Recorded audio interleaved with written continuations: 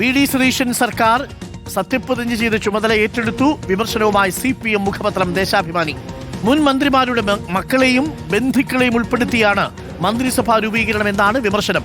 K കരുണാകരന്റെ മകൻ മുരളീധരനെയും ശ്രീതി ഹാജിയുടെ മകൻ PK ബഷീറിനെയും TM ജേക്കബിന്റെ മകൻ അനൂപ് ജേക്കബിനെയും ചൂണ്ടിക്കാട്ടിയാണ് വിമർശനം.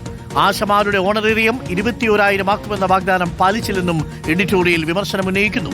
റാഹിസ് റഷീദുണ്ട് കൂടുതൽ വിവരങ്ങളുമായി. റാഹിസ് റഷീദ്, പ്രതിപക്ഷ നേതാവ് സർക്കാരിനെ എതിരെ വിമർശനം ഉന്നയിച്ചിട്ടില്ലെങ്കിലും പാർട്ടി പത്രം രൂക്ഷമായ ഭാഷയിലാണ് ഇപ്പോൾ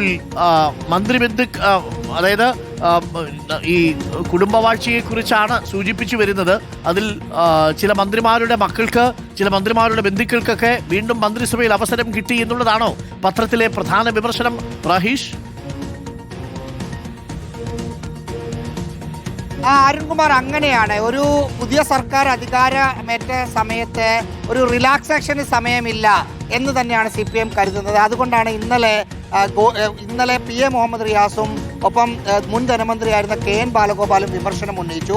അതിൻ്റെ ഒരു തുടർച്ചയായിട്ടുള്ള വിമർശനമാണ് ദേശാഭിമാനിയുടെ എഡിറ്റോറിയൽ പേജിൽ ഇന്നുള്ളത്. അതിൽ പറയുന്നത് ഒന്ന്, ബന്ധു നിയമനമാണ് ക്യാബിനറ്റിൽ ഉണ്ടായത് എന്നതാണ്. മുൻ മുഖ്യമന്ത്രി K കരുണാകരന്റെ മകനാണ് മന്ത്രിസഭയിൽ വന്ന K മുരളീധരൻ. മറ്റൊന്ന്, മുൻ ചീഫ് വിപ്പായിരുന്ന ശ്രീതി ഹാജിയുടെ മകനാണ് PK ബഷീർ. PK ഇബ്രാഹിം കുഞ്ഞ് മുമ്പ് മന്ത്രിയായിരുന്നു, അദ്ദേഹത്തിന്റെ മകനാണ് V Abdul Gafoor. Baby John, മുൻ മന്ത്രി ബേബി ജോണിന്റെ മകനാണ് ഷിബു ബേബി ജോൺ. ഒപ്പം അപ്പു ജോൺ ജോസഫ്, മുൻ മന്ത്രി PJ ജോസഫിന്റെ മകനാണ്. ഒപ്പം TM ജേക്കബ് മുൻ മന്ത്രിയായിരുന്നു, അദ്ദേഹത്തിന്റെ മകനാണ് അനൂപ് ജേക്കബ്. ഈ തരത്തിലുള്ള വിമർശനങ്ങൾ എന്ന് മാത്രമല്ല, കോൺഗ്രസ് MP VK ശ്രീകണ്ഠന്റെ ഭാര്യയാണ് K തുളസി എന്ന കാര്യം പറഞ്ഞിട്ടാണ് ബന്ധു നിയമനം ആണ് ക്യാബിനറ്റിൽ എന്ന വിമർശനം ഉന്നയിക്കുന്നത്. മറ്റൊന്ന്, ഇന്നലെ സർക്കാർ മന്ത്രിസഭയുടെ ആദ്യ തീരുമാനങ്ങളിൽ ഒന്നായി ആശാവർക്കർമാരുടെ ഓണറേറിയത്തിൽ 3,000 രൂപ വർദ്ധിപ്പിച്ചിരുന്നു.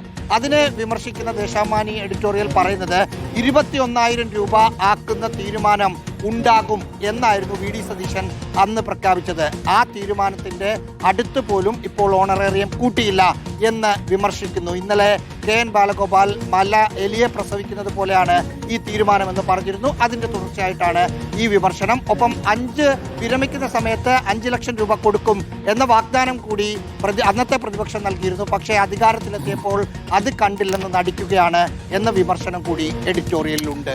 ആദ്യ പേജിലുമുണ്ട്, ആശയില്ല, റബ്ബറിന് താങ്ങുമില്ല എന്നുള്ളതാണ് പത്രത്തിൽ ആദ്യ പേജിൽ കൊടുത്തിരിക്കുന്ന വാർത്ത തന്നെ. ആദ്യ യോഗം, ആദ്യ വഞ്ചന എന്നാണ് ദേശാഭിമാനി പത്രം. മന്ത്രിസഭാ രൂപീകരണവും വാക്കുപാലിക്കാത്ത പ്രഖ്യാപനവും എന്നാണ് ദേശാഭിമാനിയിൽ എഡിറ്റോറിയലിന്റെ ടൈറ്റിൽ കൊടുത്തിരിക്കുന്നത്. അപ്പോൾ ഒരു ഹണിമൂൺ പീരീഡൊന്നുമില്ല, റിലാക്സേഷൻ പീരീഡൊന്നുമില്ല എന്നുള്ളതാണ്. പക്ഷേ പ്രതിപക്ഷ നേതാവ് ഇന്നലെ പിണറായി വിജയൻ ആദ്യ ക്യാബിനറ്റ് തീരുമാനത്തെക്കുറിച്ച് ഒരക്ഷരവും സംസാരിച്ചിട്ടില്ല എന്നുള്ളതാണ്. മുഹമ്മദ് റിയാസും KN ബാലഗോപാലുമാണ് ഇന്നലെ ഫേസ്ബുക്ക് പോസ്റ്റിലൂടെ പ്രതികരണം അറിയിച്ചത്. ഇപ്പോൾ പാർട്ടി പത്രവും വിമർശനം ഉന്നയിച്ചിരിക്കുന്നു എന്നുള്ളതാണ്. പല ഇടങ്ങളിലും പാർട്ടി സെക്രട്ടറിക്ക്, അതേപോലെ പ്രതിപക്ഷ നേതാവായി തിരഞ്ഞെടുക്കപ്പെട്ട പിണറായി വിജയനെതിരെ രൂക്ഷ വിമർശനമാണ് ജില്ലാ സെക്രട്ടേറിയറ്റുകളിൽ നിന്ന് ഉയരുന്നത്. നമുക്ക് കാത്തിരുന്ന് കാണാം. പ്രതിപക്ഷ നേതാവിൻ്റെ വിമർശനം ഒരുപക്ഷെ ഇന്നു മുതലുണ്ടാവും. പൊതുപരിപാടികളിൽ ഇന്ന് മുതൽ പിണറായി വിജയൻ സംസാരിച്ചു തുടങ്ങുന്നുണ്ട്. കണ്ണൂരിലെ 2 പരിപാടികളിലാണ് തെരഞ്ഞെടുപ്പ് പരാജയത്തിന് ശേഷം ആദ്യമായി പിണറായി വിജയൻ എത്തുന്നത്. മാധ്യമങ്ങളെ കണ്ടേക്കുമോ എന്നുറപ്പില്ല. സാധാരണ പ്രതിപക്ഷ നേതാവുമ്പോൾ തുടർച്ചയായിട്ട് മാധ്യമങ്ങളെ കാണണം. സർക്കാരിനെതിരെ നിരന്തരമായിട്ട് അല്ലെങ്കിൽ സർക്കാരുമായി ബന്ധപ്പെട്ട വിഷയങ്ങളിൽ പ്രതികരിച്ചുകൊണ്ടിരിക്കണം. എല്ലാ സമയവും സർക്കാരിനെ കുറ്റം പറയുക മാത്രമല്ല കേട്ടോ, ക്രിയാത്മകമായ പ്രതിപക്ഷമാവുക എന്നതാണ്.